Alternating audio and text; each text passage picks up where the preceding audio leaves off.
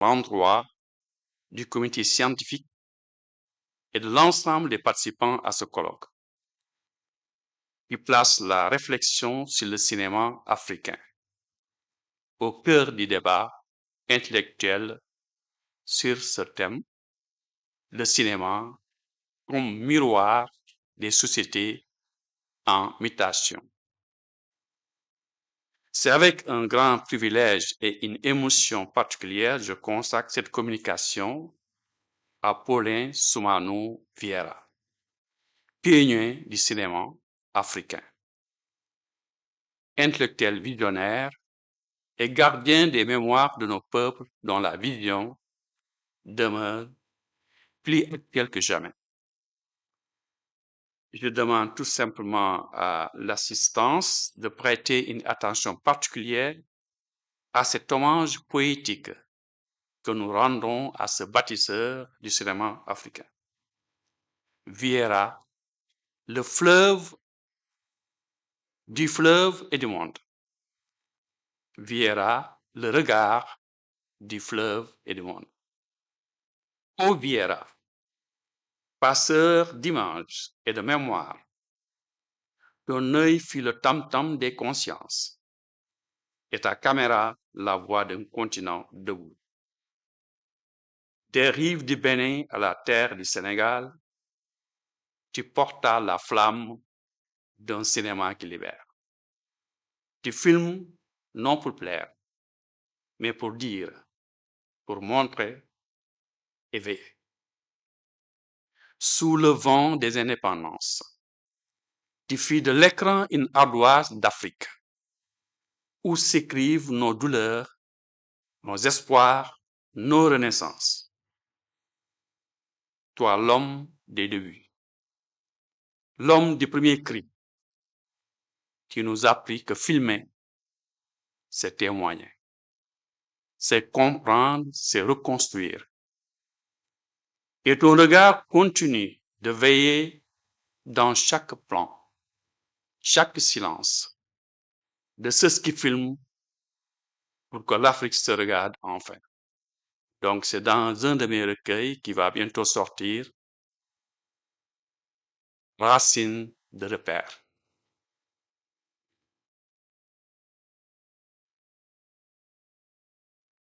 Alors, pour ce thème, le cinéma miroir des sociétés capte leurs mutations, leurs fractures et leurs espérances à travers le thème cinéma comme miroir des sociétés en mutation ou en mouvement. Il nous revient d'interroger l'œuvre de la pensée de Paulin Soumanou Vieira, figure pionnière du cinéma africain francophone, théoricien majeur et témoin lucide des transitions sociales, politiques et culturelles du continent. Étudiant, en étudiant Vieira, nous interrogeons non seulement le rôle du cinéma dans la construction identitaire africaine, mais aussi la responsabilité du regard.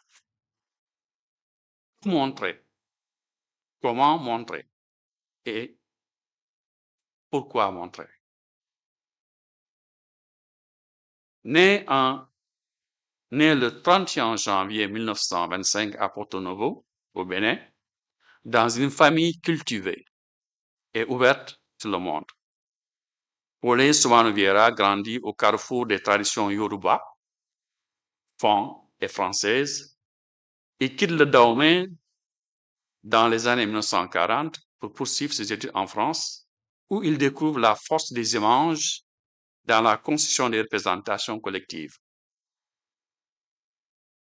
En 1952, il devient le premier Africain diplômé de l'Institut des hautes études cinématographiques à Paris. Ce parcours académique rare à l'époque lui confère une double compétence: la maîtrise des techniques de réalisation et la capacité d'analyse des images coloniales. Installé au Sénégal plus tard, Vieira fonde avec Mamadou Sarr et Ousmane Sembène un cercle d'intellectuels et de cinéastes qui allait révolutionner la manière dont l'Afrique se représente à l'écran. Alors, les origines, le nom de Vieira porte en lui l'histoire des circulations atlantiques. Un ancêtre réduit en esclavage est déporté au Brésil, parvint à s'affranchir et choisit de revenir en Afrique. Installé à Porto Novo, au Dahomey, aujourd'hui Bénin, il transmit à ses descendants un nom à consonance portugaise, ainsi qu'une identité singulière, enracinée à la fois dans les terres Yoruba et marquée par les influences brésiliennes et lusophones. La famille Vieira s'inscrit ainsi dans la communauté des Aguda, africains affranchis revenus d'Amérique qui ont joué un rôle important dans la vie culturelle et religieuse de Porto Novo.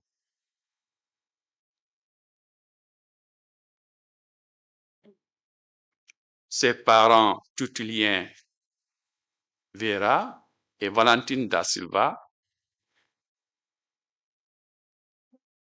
Donc, dans la maison de Vieira de Porto Novo, résonnaient des rires, des jeux de Jacqueline, René, Roger, Agnès, Justine, Louis et Charles. Ces derniers, le dernier disparaît plus tôt. Paulin, en tant qu'aîné, se montra protecteur envers ses enfants et ses sœurs. En 1935, ses parents prirent une décision qui allait bouleverser son destin. Ils l'envoyaient en France pour poursuivre ses études. C'était à la fois un sacrifice et un pari pour l'avenir. En 1961, alors qu'il venait d'achever sa formation de cinéaste et qu'il s'installait à Dakar, Paulin épousa Myriam Warner. Dans leur foyer, littérature et cinéma se répondaient. Myriam écrivait des romans, Paulin filmait et archivait. Et tous les deux partageaient la conviction que la culture pouvait transformer les consciences. L'héritage familial, donc la famille Vieira, est ainsi le reflet d'une Afrique en mouvement. Enraciné dans les traditions Yoruba Porto Novo, marqué par les apports des Aguda devenus le Brésil, revenus du Brésil, ouverture à la Sierra Leone par l'ascendance maternelle, liée aux Caraïbes par Myriam Warner et ancrée au Sénégal où Paulin choisit de vivre et de travailler. Cette mosaïque identitaire illustre ce que fit Paulin lui-même, un homme des passages, des ponts et des croisements. Sa famille a accompagné son parcours de Porto Novo à Dakar, de Paris au Festival du Monde. Aujourd'hui, au-delà des films et des écrits, c'est cette trame familiale et transnationale qui constitue une partie essentielle de son héritage. La conviction que l'histoire individuelle ne peut se comprendre sans la famille. Et dans chaque génération, doit prolonger à sa manière le souffle de celles qui l'ont précédé. Actuellement, la famille Vieira perpétue cet héritage en protégeant ses archives, en éditant ses écrits et en maintenant vivante la mémoire au service des générations. D'où la présence de notre ami Jacques ici, humaniste, pédagogue et chercheur. Vieira était animé d'un esprit de service. Il a dirigé le service du cinéma du ministère de l'Information du Sénégal, puis enseigné à l'université, formant des générations d'étudiants à l'analyse du cinéma, outil de transformation sociale.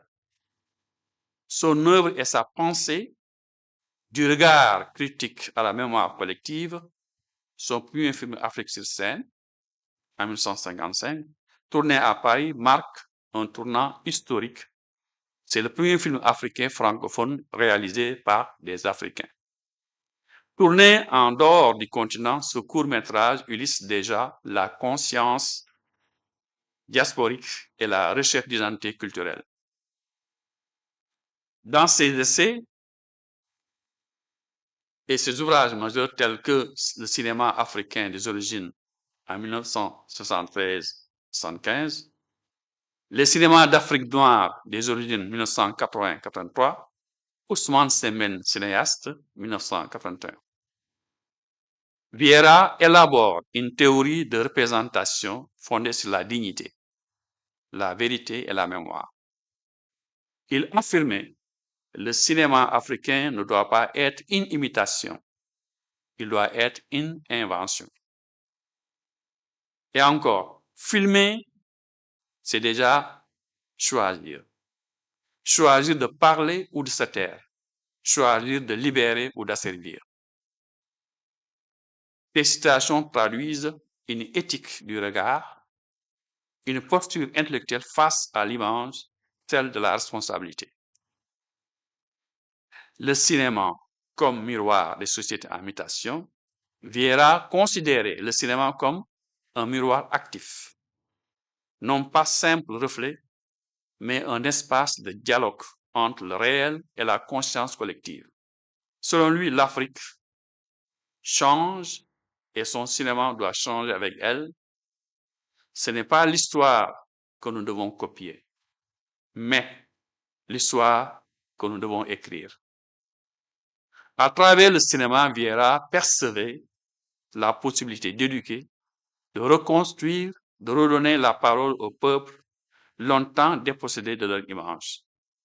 Pour lui, filmer signifiait penser le mouvement des sociétés africaines, la jeunesse, la migration, les mutations politiques et spirituelles.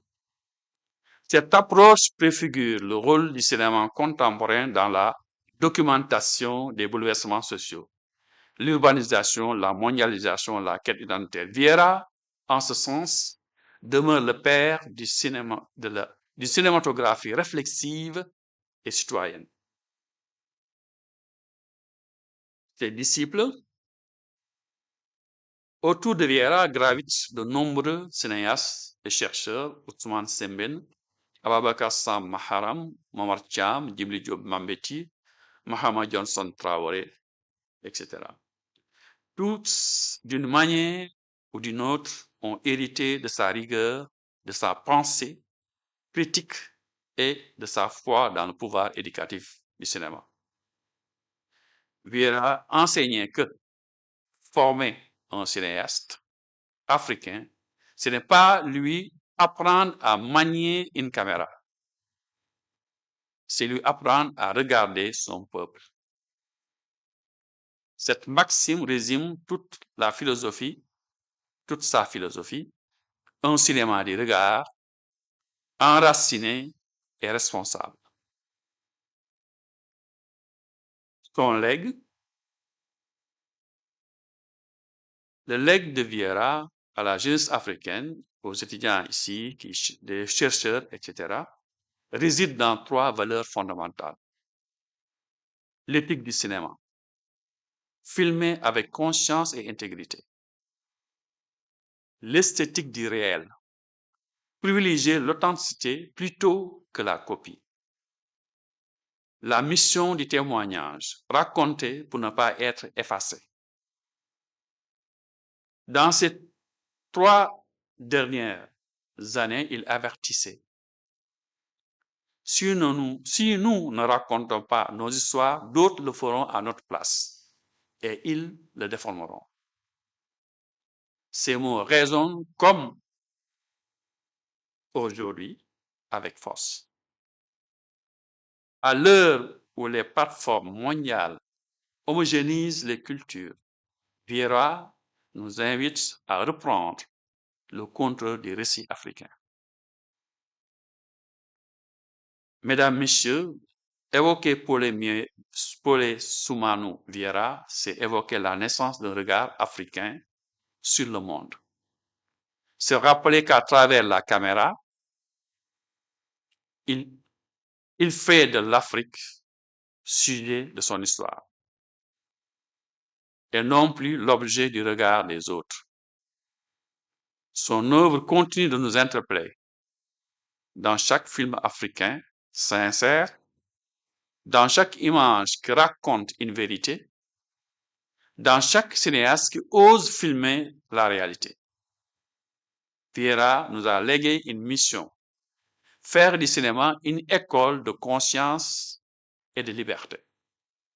L'image, quand elle est juste, devient une arme contre l'ignorance et la servitude. Paulin Soumano Vieira.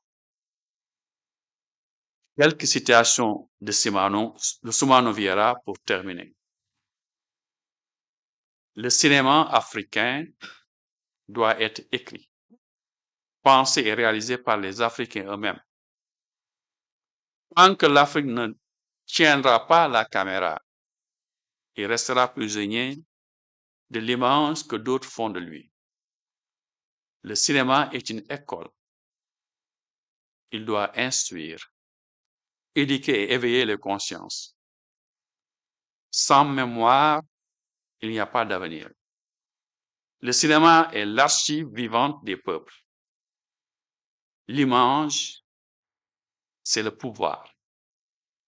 Et celui qui contrôle l'image contrôle les esprits. Le cinéma africain n'est pas une simple imitation. Il doit être l'expression de notre identité et de nos réalités.